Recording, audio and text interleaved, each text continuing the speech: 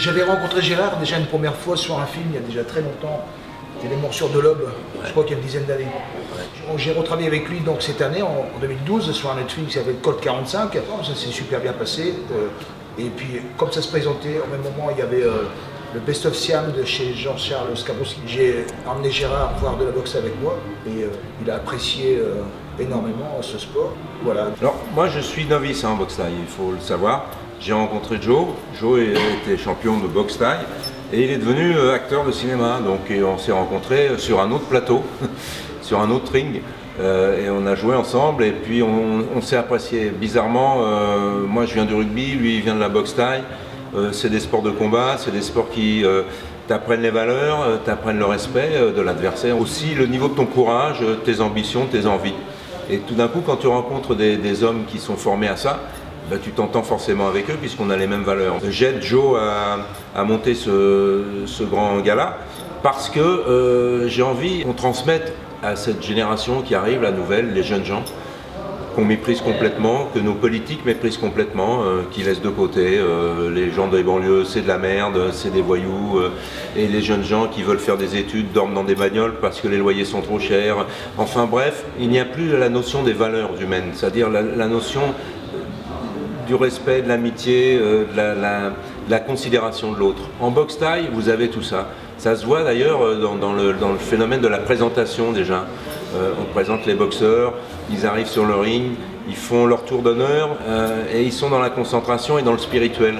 Et puis vous avez des centaines de mômes qui sont là et qui les regardent et les attitudes vont faire la différence. C'est-à-dire qu'elles sont évidemment sportives, elles sont pleines de courage et peut-être pleines d'intention, pour aussi transmettre ces processus de valeurs à des mômes qui sont perdus, à des mômes à qui on ne les apprend plus, ni à l'école, parce qu'on se fait chier à l'école. C'est vrai que l'école c'est chiant parce qu'elle ressemble à l'école que moi j'ai connue. J'avais 16 piges, aujourd'hui un môme de 16 piges, il connaît exactement le même principe d'éducation à l'école. Alors il s'emmerde, puisque dès qu'il sort de l'école, il peut s'éclater sur autre chose, apprendre ce qu'il veut, dans la seconde qu'il veut, etc.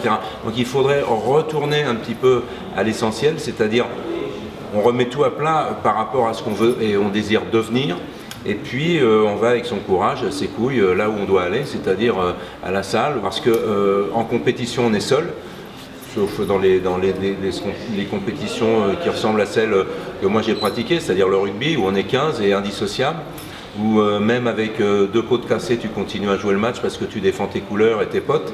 Eh bien le combat à taille c'est pareil, c'est-à-dire c'est des mecs dans les vestiaires s'apprécient, s'admirent et sur le ring essayent de faire la différence.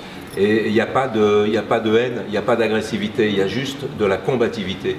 Et une fois que tu as appris ça dans la vie, tu le gardes jusqu'au bout.